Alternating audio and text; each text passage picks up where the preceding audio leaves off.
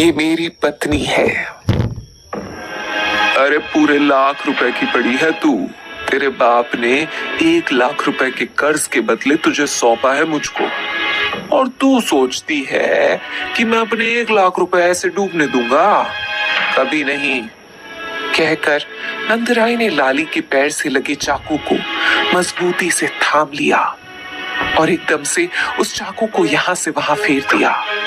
लाली ने एक जोर की चीख मारी और बेहोश हो गई। नंदराय को ऐसा महसूस हुआ जैसे उसके कलेजे में सुकून की एक लहर छा गई हो। उसने हंसते हुए मुकेश से कहा, है तो चिड़िया सा दिल इसका, देख तुरंत बेहोश हो गई और चली थी नंदराय को धोखा देने। अभी वो कह ही रहा था कि तभी मुकेश की नजर बैकव्यू मिरर पर पड़ी। उसने चौंकते हुए कहा, हे भगवान, तेरी विलनगिरी के चक्कर में मारे गए नंदू, वो देख पुलिस की गाड़ी। अभी नंदराय ने पलटकर देखा ही था कि तभी पीछे से तेजी से आ रही पुलिस जीप ने एकदम से आगे आकर मुकेश को ऑटो रोकने पर मजबूर कर दिया। हाईवे के उस रास्ते में गाड़ियों की ब्रेक की आवाज से पूरा इलाका गूंज उठा था। लाली पिछली सीट पर बेहोश पड़ी थी और उसके पैर से तेजी से खून बह जा रहा था। नंदराय ने एक बार आगे खड़ी पुलिस की जीप को देखा और एक बार बेहोश पड़ी लाली पर नजर डाली। नंदराय की तो समझ में ही नहीं आ रहा था कि अचानक से ये सब क्या हो गया और पुलिस यहाँ कहाँ से आ गई। वो और मुकेश एक साथ गाड़ी से बाहर निकले। हालांकि पुलिस को देखकर नंदराय का दिल भी तेज तेज धड़क रहा था, लेकिन उसने चेहरे से ये डर जाहिर नहीं होने दिया। अभी वो कुछ कहता कि उससे पहले ही पीछे वाली गाड़ी से लतिका जी ने उतरते हुए कहा, इंस्पेक्टर साहब, अरेस्ट देम। ये दोनों एक लड़की को किडनैप करके ले जा रहे थे। लतिका जी का इतना कहना था कि नंदराय ने गुस्से में कहा, अरे अरे अरे, ये क्या बकवास किए जा रही हैं आप? और आप होती कौन है हम पर ऐसे इल्जाम लगाने वाली? इंस्पेक्टर लतिका जी और नंदराय की बात सुनकर कुछ कंफ्यूज होता हुआ बोला, अबे ओए, मैडम से तमीज से बात कर। और तू क्या कह रहा है इल्जाम? साले, अभी कान के नीचे ऐसा रैप्टा खींच के मारूंगा कि सारी गुंडागर्दी निकल जाएगी। सही सही बता, ये ऑटो को हवाई जहाज बनाकर कहाँ उड़ाया जा रहा है?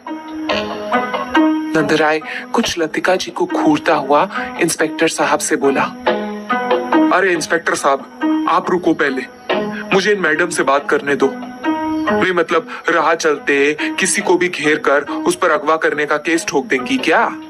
ये बंबई नगरी में ऐसा ही होता है आप लोगों का। मुकेश ने जब देखा कि नंदराय पुलिस से उलझ पड़ा है तो मौके की नजाकत को समझते हुए उसने नंदराय को साइड करते हुए कहा, साहब, ये हमारा दोस्त है, गांव से आया है, बंबई में नया है ना, इसलिए आपके तौर तरीके नहीं जानता अभी। इसकी तरफ से मैं माफी मांगता हूँ। आप बताइए ना, बात क्या हुई? ऐसे हमारी ऑटो रोक ली आप लोगों ने। अब तक इंस्पेक्टर को गुस्सा आ चुका था। उसने मुकेश का कॉलर पकड़कर उससे धमकी भरे अंदाज में कहा, तेरा ये दोस्त अगर गांव से आया है ना तो बोल इसे कि गांव की ठेठ ही गांव में ही छोड़ कर आए, और अगर ज्यादा शान पट्टी की ना तो कोई बचाने नहीं आएगा। सीधे सीधे बता, मैडम जो बोल रही हैं वो सही है? लड़की को अगवा करके ले जा रहे हो तुम दोनों? सॉरी साहब, माफ कर दो। वो तो हमारी भौजाई को अस्पताल लेकर जा रहे थे, उनके पैर में चोट आई है ना, इसलिए बहुत खून भी बह रहा है। यकीन ना हो तो आप चेक कर लो, बेचारी वहां ऑटो में बेहोश पड़ी है। मुकेश ने खिखियाते हुए बहाना बनाया। लतिका जी उसका झूठ सुनकर हैरान रह गई। इंस्पेक्टर, ये झूठ बोल रहा है। इन दोनों ने उस लड़की को मेरी आंखों के सामने से उठाकर ऑटो में डाला और यहाँ तक लेकर आए हैं, लतिका जी ने तीखी आवाज में कहा। तो इंस्पेक्टर ने उन दोनों को देखते हुए लतिका जी से कहा, 1 मिनट मैडम, मैं चेक करता हूँ। कहकर उन्होंने ऑटो की पिछली सीट पर झांक कर देखा। लाली बेहोश पड़ी थी और और सीट पर रखे उसके पैर से काफी खून बहा जा रहा था। ये देख इंस्पेक्टर ने जल्दी से कहा, सालों इतना खून बह रहा है तो पहले उस घाव को बांधना था ना, ऐसे तो ये पहले ही मर जाएगी। अस्पताल क्या, इसकी लाश का इलाज करवाने ले जाने वाले थे तुम लोग। कहकर इंस्पेक्टर ने अपनी पॉकेट से रुमाल निकाला और बेहोश पड़ी लाली के जख्म पर कसकर बांध दिया। फिर उसने पलटकर लतिका जी से कहा, मैडम लड़की बेहोश है, लेकिन बदन पर चोट के निशान तो दिख रहे हैं। इसे जल्द से जल्द हॉस्पिटल लेकर जाना होगा। लतिका जी तुरंत बोली, ठीक है, मैं इसे हॉस्पिटल लेकर जाती हूँ। आप इन दोनों को पुलिस स्टेशन लेकर जाइए। और हाँ, इन लोगों को ऐसा सबक सिखाइएगा कि आइंदा किसी राह चलती लड़की को छेड़ने से पहले 100 बार सोचें। देखिए मैडम, बहुत ज्यादा बोल रही हैं आप। इस बार नंदराय फिर से आगे बढ़ते हुए बोला तो मुकेश ने उसे धीमे से फुसफुसाते हुए समझाया, नंदू, मैं समझा रहा हूं ना तुझे, अभी यहाँ पर कुछ भी मत बोल, वरना लेने के देने पड़ सकते हैं। तब तक इंस्पेक्टर अपने साथियों के साथ मिलकर लाली को लतिका जी की कार में रखने के लिए बढ़ चुका था। अभी वो लोग लाली को लेकर अंदर रखने ही वाले थे कि तभी लाली को होश आ गया। उसने लड़खड़ाती हुई आवाज में कहा, मुझे छोड़ दीजिए नंद जी। लाली को होश में आता देखकर नंदराय और मुकेश की तो हालत ही खराब हो गई। उन्हें डर लगने लगा कि होश में आकर लाली इन सबको कुछ बता न दे। इधर लतिका जी ने सुजॉय को कॉल करके जब हाईवे पर आने के लिए कहा तो सुजॉय सोच में पड़ा हुआ था। पाहूजा साहब को छोड़कर उसे जाने का दिल नहीं कर रहा था।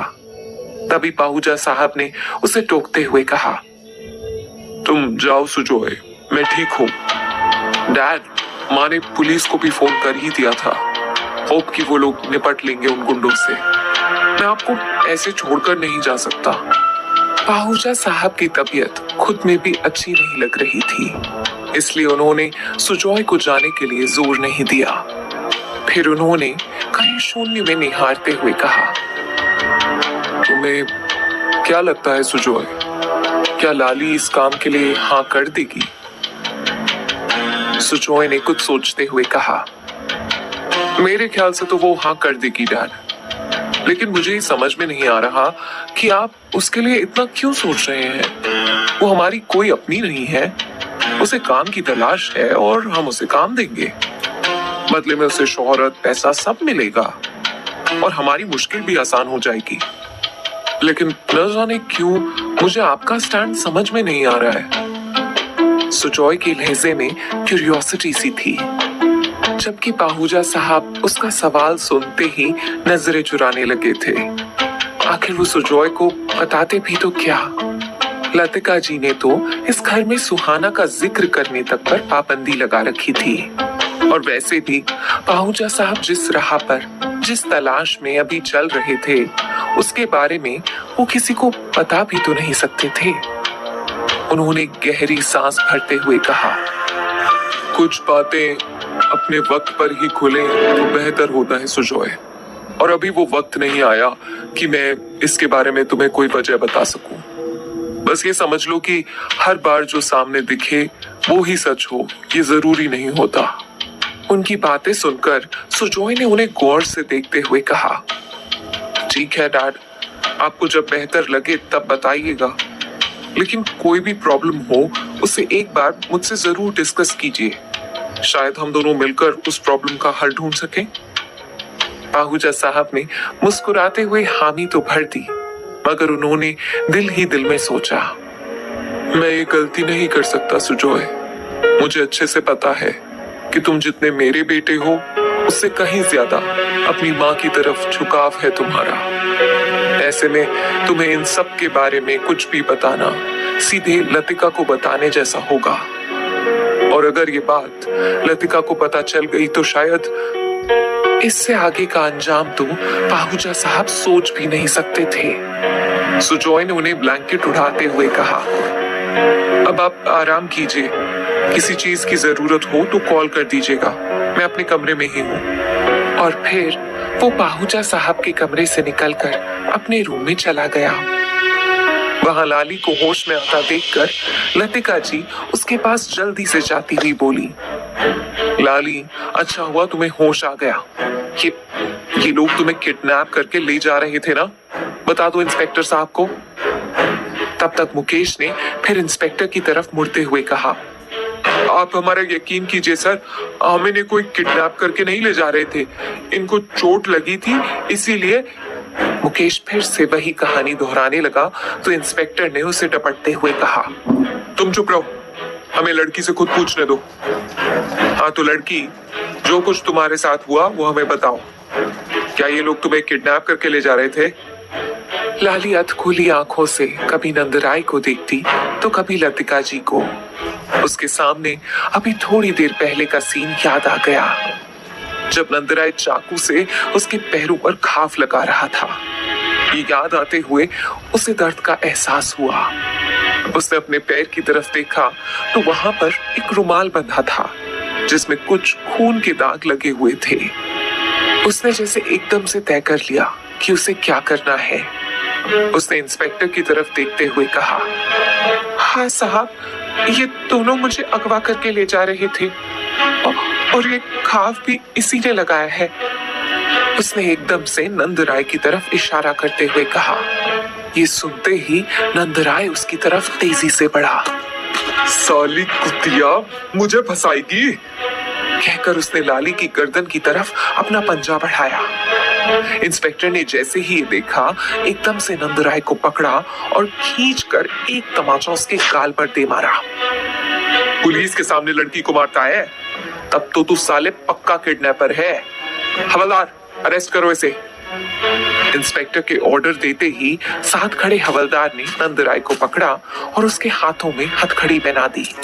जैसे ही इंस्पेक्टर ने मुकेश की तरफ देखा, मुकेश ने गिड़गिड़ाते हुए कहा, नहीं साहब, मैं इन सब में नहीं हूँ, मैं तो बस ऑटो चला रहा था, मुझे मत घसीटो सर, मैं चलता हूँ।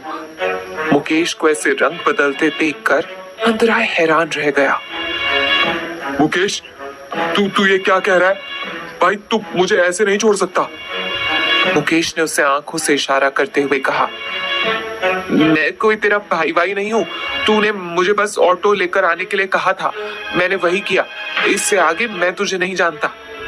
उन दोनों की बातें सुनकर इंस्पेक्टर ने कहा, हवलदार, इसे छोड़ दो, बस इसका पता ठिकाना और बाकी जानकारी ले लेना ताकि आगे पूछताछ के लिए हम इस तक पहुंच सके। उसके बाद इंस्पेक्टर ने नंदराय की तरफ मुड़ते हुए कहा, हाँ भाई, अब तू चल थाने, बाकी की तेरी कहानी वहां सुनेंगे। अब नंदराय का सब्र जवाब दे गया। उसने एकदम से छटपटाते हुए कहा, साहब मेरा यकीन करो, मैं कोई अगवा नहीं कर रहा था इसे, ये तो बीवी है मेरी। नंदराय का इतना कहना था कि लतिका जी और इंस्पेक्टर दोनों ही चौंक कर उसकी तरफ देखने लगे। इंस्पेक्टर ने उसे गुस्से से देखते हुए कहा, तू सठिया गया है क्या? और कोई रिश्ता नहीं मिला तुझे बताने को? लतिका जी भी उसकी तरफ नफरत से देखती हुई बोली, कम से कम अपनी और इस लड़की की उम्र का फर्क तो देख लेते, शर्म नहीं आती तुम्हें ऐसे बहाने बनाते हुए? नहीं साहब, मैं सच कह रहा हूँ, ये पत्नी है मेरी, यकीन ना हो तो इसी से पूछ लो। नंदराय का इतना कहते ही सबके सब लतिका जी की कार में बैठी लाली की तरफ देखने लगे और लाली को तो जैसे सांप सूंघ गया था। वो कभी नंदराय की आग उगलती नजरों की तरफ देख रही थी तो कभी लतिका जी की सवाल भरी आंखों में। लाली ने अपनी हिम्मत जुटाते हुए कहा, मुझे पैर में बहुत दर्द हो रहा है और चक्कर से भी लग रहे हैं। इंस्पेक्टर ने लाली की ऐसी हालत देखी तो लतिका जी से बोला, मैडम खून बहुत बह चुका है, मुझे लगता है इन्हें पहले अस्पताल ले जाना ही सही रहेगा, हम इनका स्टेटमेंट बाद में ले लेंगे। लाली को ऐसे बर्ताव करता हुआ देखकर लतिका जी भी समझ चुकी थी कि वो जानबूझकर इस सवाल को टालने की कोशिश कर रही है। इसलिए उन्होंने इंस्पेक्टर से कहा, ठीक है इंस्पेक्टर, मैं इन्हें लेकर जा रही हूँ। कहकर लतिका जी अपनी कार में आ बैठी और ड्राइवर से सिटी हॉस्पिटल चलने के लिए कहा। जल्दी सिटी हॉस्पिटल चलो। उनके कहते ही ड्राइवर ने गाड़ी हॉस्पिटल की तरफ ले ली। रास्ते भर लतिका जी उसे घूरे जा रही थी। उनके दिमाग में नंदराय की उसे पत्नी कहने वाली बात ही घूम रही थी। इसने सच में पैसों के लिए 50 साल के बुढ़े से शादी की। पता नहीं और क्या क्या छिपा रही है हमसे ये लड़की। अगर इसकी किस्मत हमसे इस तरह ना जुड़ी होती तो मैं इसका चेहरा दोबारा कभी नहीं देखती। उनकी आंखों में लाली के लिए उनकी नफरत साफ दिखाई दे रही थी। वहीं लाली भी उनसे नजरें चुराए चुपचाप बैठी थी। उसने उस वक्त तो इस सवाल को टाल दिया था, पर आगे क्या होगा उसे कुछ समझ नहीं आ रहा था। कुछ ही देर में वो लोग हॉस्पिटल से पट्टी करवाकर फाइनली पाहुजा मैंशन के लिए निकल गए थे। लाली को अब भी बहुत दर्द हो रहा था, लेकिन उसका ध्यान तो बस आने वाले पलों को सोचकर ही बहुत घबरा रहा था। घर पहुंचकर जब लतिका जी और पाहुजा साहब दोनों ही उससे सवाल दोहराएंगे, तब वो उन्हें क्या जवाब देगी।